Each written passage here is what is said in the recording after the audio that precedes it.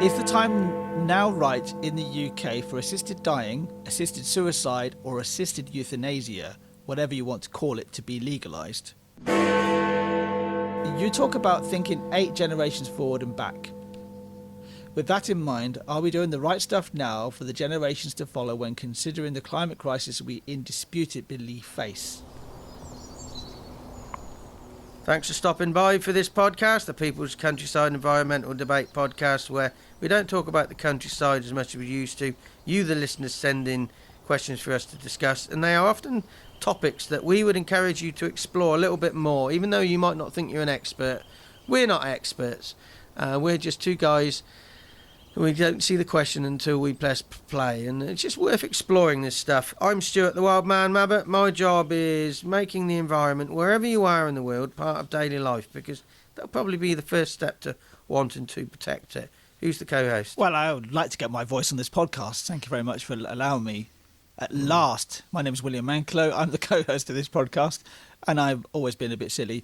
You find me behind a microphone like I am today, in front of a live audience that we have done at least twice this year, Stuart, in Steeple Aston, in Oxfordshire, and in Woodhall Spa in Lincolnshire. Another one in Wiltshire coming up soon. In Wroughton in Wiltshire in July the 15th, if my memory serves me correctly. Or you might find me flying one of those buzzy things in the sky, a drone, which I like to take photographs from, and photographs from the ground with a bigger camera. Now, we're here to change the narrative and broaden it out a little bit in a very conversational type of way. We try and break down the big issues into bite-sized chunks, and we try and come up with actions that address what we discuss. Yes. If anybody's got a question to send in, how can they email us, William? You can email us by sitting in front of your computer and typing in thepeoplescountryside@gmail.com. Not just anywhere, it's obviously in your email client thing. Don't just type it on your screen because it won't work. thepeoplescountryside@gmail.com. And put the title up there saying this question will really get up Stuart's backside, and then put your question underneath it. Now, when William was waffling on there, I do apologise about my digestive system there. It did backed up a little bit. I did like and it's quite funny that I actually said you're Stuart's backside, and your stomach started gurgling. Okay, so I think this question, I don't think the person has sent us a question before. I think they've got a number coming up. But if you have sent a question in, Tess, I apologise. Who's the question from, William? Tess from Stranraer. Now, Stranraer is that on the coast as well? It is. It is on the coast. It's on the west coast. It's quite a big port on the west coast. It's closer to Belfast than it is to Glasgow and Edinburgh. Yeah. Because Belfast is, you can get a ferry from Stranraer to Belfast. Yep. Anyway, so yes, it's out on a limb. It's always fascinated me because I'm into my Scottish football. And Stranraer is one of those football clubs. I've always been amazed they still exist because it is miles to go anywhere to play an away match. It is incredible. Their coach fees must be really expensive. So what's the question? Tess, thank you very much. Thank you for your question. Tess's question is as follows: Is the time now right in the UK for assisted dying, assisted suicide, or assisted euthanasia, whatever you want to call it, to be legalised? Some of the public seem to want it, when some people working in palliative nursing still don't. So who is right? Should it just be for people close to death to relieve pain and suffering, when the alternative to assisted dying more pain and suffering in the lead up to certain death? Do you think we need to improve the palliative care that's available to avoid this, or pursue assisted dying for certain types, by a case-by-case basis? If so, who moderates that, as you often say on this podcast? Now, in the previous episode, we spoke about trigger warnings. Now, we put a trigger warning on this one because this is quite hard-hitting. I think, again, Tess, you mentioned a bit of balance in here. There's no black and white. So let's work from the top again.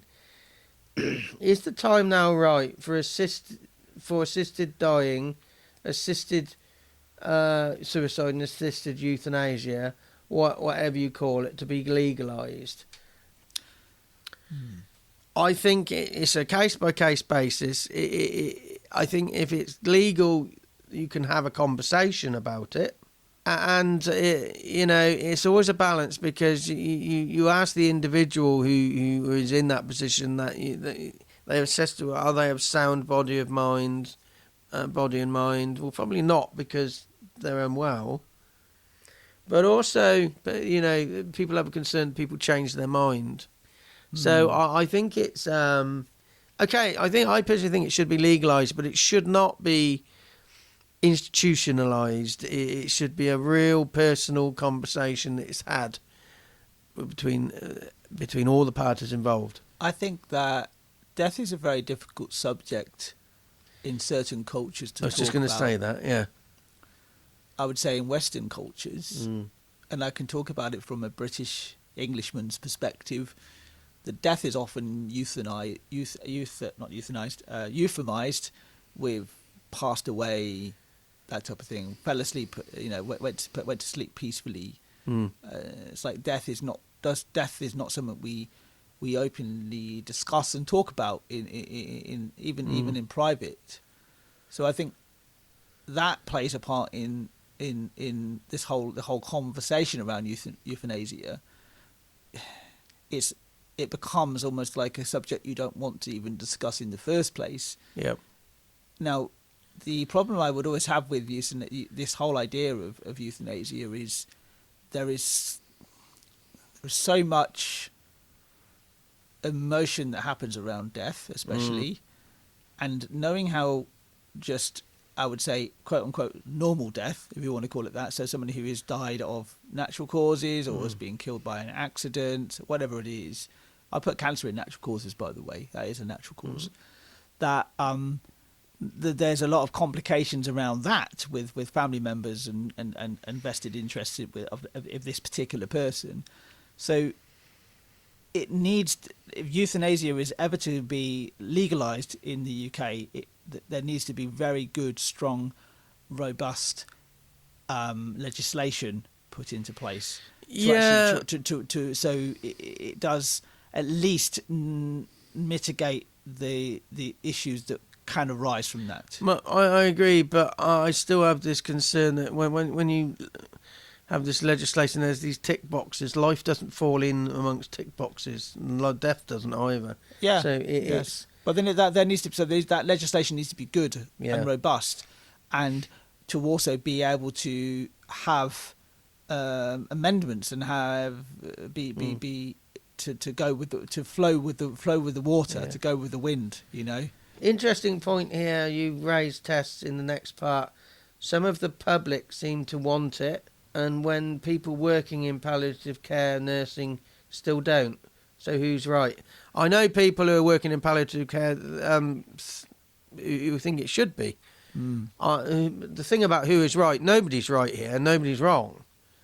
It's a conversation that he's having, and it continue to have. Yes, and it's an individual thing. And those continuous conversations with the person who it's affecting, who might end their life early, might just want to end their life. Early is the wrong word in that subject, so in that context. So please take that out, because that's not right. Yeah. Because it's. You want me to edit that out? So no, not at all, because it's just how it came out. But it's actually when that person chooses to end their life, they don't want their life to carry on any further. Yeah.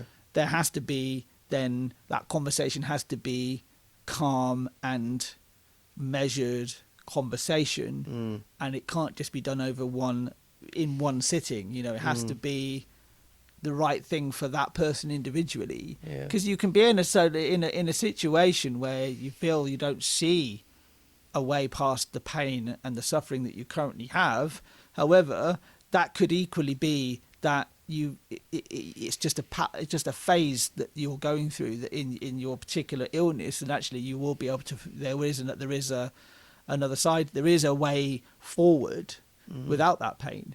But it could equally be that you are then just with that for the rest of your life, right? I'm thinking about your own story, Stuart. Yeah, in some ways.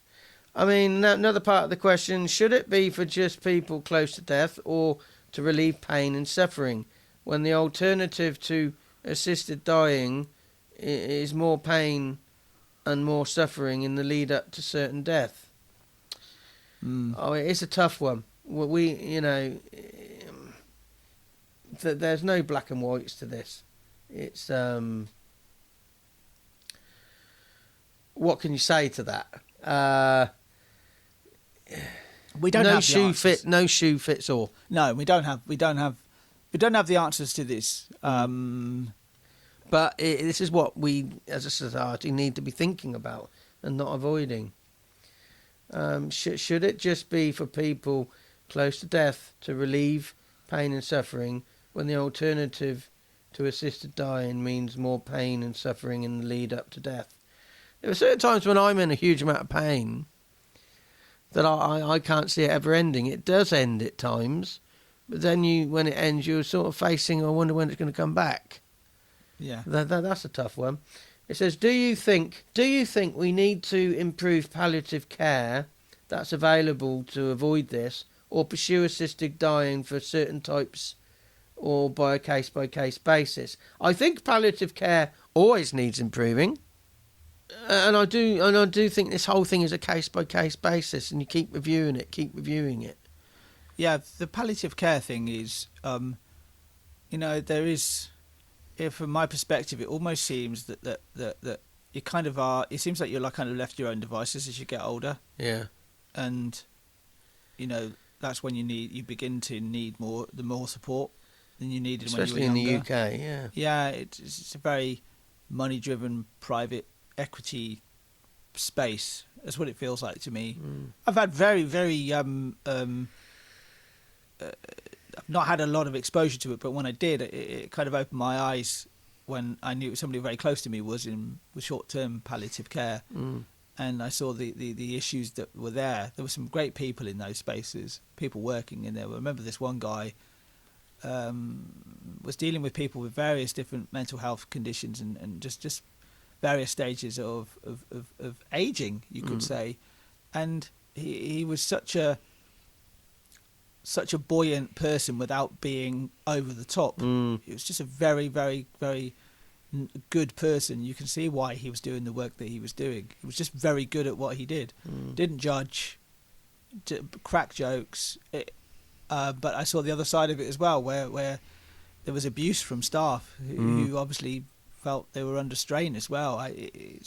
Palliative care is so important, it really is, because it's you're looking after somebody towards the end of their life. And I go back to this whole thing of like, we should talk about death a lot more than we do, and be a lot more open about it. I went to see a friend of mine in the States who had a massive health concern at one point, and they could have died, and make the most of when I see them now. But it's like we don't shy away from that, talking about it, because it's important to talk about these things, because everybody, at the end of the day, everybody dies. Everybody somewhere, someday will die. There's a great line from a Flaming Lips song which always sticks in my head when I think about this. Everybody somewhere will die. But instead of saying all of your goodbyes, you let them know that life goes fast, and that that the days come and go. Days pass you by. But you just make the best of it. Make the best of the time you have with those people that mean something to you. But going back to this whole, I think going back to the whole subject of this, the whole idea of euthanasia is, I can see why it's needed, it's necessary. But for me, it's sort of like there is such a huge grey area with it, because of the individual person that is going through that situation and wanting to end their life, and the people around them, the vested interests. And I use vested interest because it is, people are, they become quite possessive at the age, at the death of somebody. I've seen it within my own family, how people sort of gather around, or families are split up due to death. And I think if we have those better conversations, death then becomes what it is. It becomes part of life.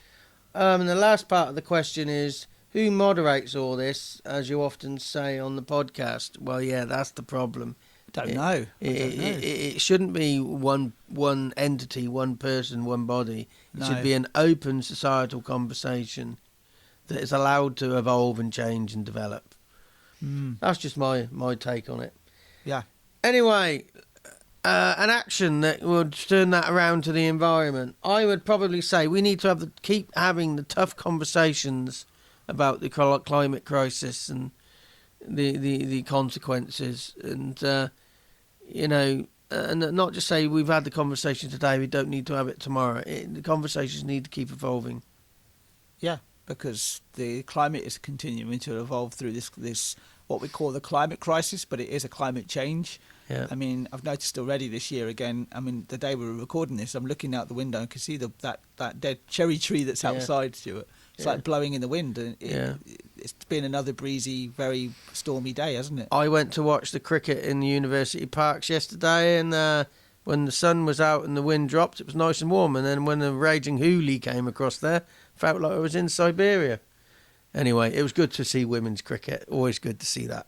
And you just wanted to get Raging Hoolie into the podcast, didn't you? Yeah, I did. So next question then is from Tommy in Alloa, another again in Scotland. Alloa is right in the centre belt of Scotland. He's left a question before, hasn't he? He has, yeah. And I said that Alloa's got something in common with Los Angeles. Yeah. Do you remember what that No, was? I don't.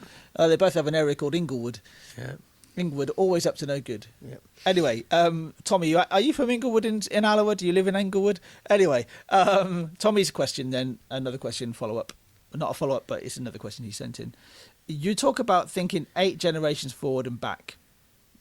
With that in mind, are we doing the right stuff now for the generations to follow when considering the climate crisis we indisputably face? I think there's no way of knowing if we're doing the right things, but the start of doing the right thing is by thinking backwards and forwards. That 8 generations came from our conversation with Chase Ionise from Lakota people, Lakota people of the United States. Yeah, First Nations, First Nations, yes. So I think. There's no way of knowing if we're doing the right stuff. There's a way of feeling if we're doing the right thing, but I do think it begins and ends with thinking generations back and forward. But particularly forward as well. I think when you think back, you need to look at what mistakes were made. And the 8 generations is quite. I still think 8 generations is not a lot, is it? It's not very far back, but it is.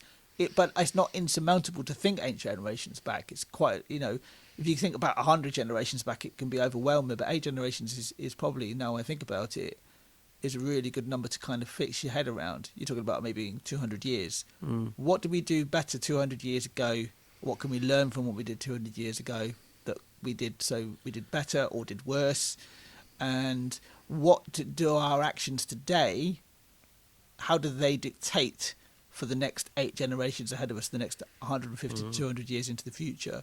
What will Oxford be like, where we are right now, in 2224? Maybe that's a way of thinking about it. I thought they'll be talking about a damn reservoir over near Abingdon. Yeah, and they're still talking about that for years. Yeah, they'll still be complaining about the low traffic neighbourhoods probably as well. Yeah, I think it's a starting point, but it's impossible to know because I remember there was one episode. I think it was. If you could speak to yourself when you were younger, what would you say? And you said you wouldn't because you don't know what impact that would make. We don't know what impacts what we're doing now makes, but by thinking in that way is a starting point. It's a starting point because we live so much on political cycles. Yeah. So in the United Kingdom, it's 4 to 5 years. In the United States, it's 4 years. It's generally an 8-year cycle because generally incumbent presidents get a second term, apart from, that guy. I don't want to mention his name right now because he gets too much bloody publicity already. But so we're on these short-term cycles. If we think 8 generations is the future, what impact will this have on the next 8 generations? And when I'm thinking again about 150 to 200 years in the future, what impact will it have? And also, why? No, we think about sort of building things, right? We build. Oh, this is being built. It's going to take 3 years to build. How can it take 3 years to build? That's too slow. It's like, calm down. We can do things, and we do things right. We build things slowly. Can be a better way of building things and building things properly. Yeah. You know, there was something that I can't remember what. There was a particular thing that was built, and I can't remember what the actual thing was. But I was like, okay, I know what that is. And it's like it took 250 years to complete, and I was like, 250 years? Wow, that's amazing. They actually were still building it. You know, like I think things like the Westminster Cathedral, which took a long time to build, and Lincoln Cathedral, the cathedrals of the UK took a long time to build. You can't imagine having a project that would last over 200 years, can you? Really? No, not at all. Because it's all about electoral cycles and doing things quickly, or actually sometimes if you do it slower and with more consideration for the environment and for the impact and how it might be seen in the future, then maybe that's where this generational thinking comes into play very well. Yeah, and an action is basically, no matter what you're doing, is just think about this intergenerational thing and see if it makes an impact on your decision making. Yes. Because it's there. It's a simple concept. It's an unfathomable concept as well, but it just changes what you think. Anyway, quick thing before we go. We just want to promote a fundraiser. My emails are going nuts. And basically, many people know that I use a wheelchair quite a lot. And I've got a couple. One's just an indoor one, and then I've got another one that's an indoor with some outdoor capacity. But to get back to leading the walks that we used to do out in nature, I need an all-terrain one. Now, many people say, oh, well, it'll be nice for you to have it. It's not just a nice thing for me to have. It's essential for the people we work with and take on these walks to be guided by us again, William, don't you think? Yes. Do you realise they miss us yet? I think they do, yeah. I think they do. Us being our the duo that we are, when we go out into the countryside, we take it seriously, but we also don't at the same time. So how can people find that fundraiser if they want to donate? Yes, justgiving.com/ I can't remember the middle part. Crowdfunding / Wildman on Wheels. So yeah, I'll give that again. Justgiving.com / crowdfunding / Wildman on Wheels. Go and have a look at it. It tells Stuart's story. It shows what we've actually managed to raise funds for already, which is the Q50R. It shows the limitations of that and the reason the need for the all-terrain wheelchair.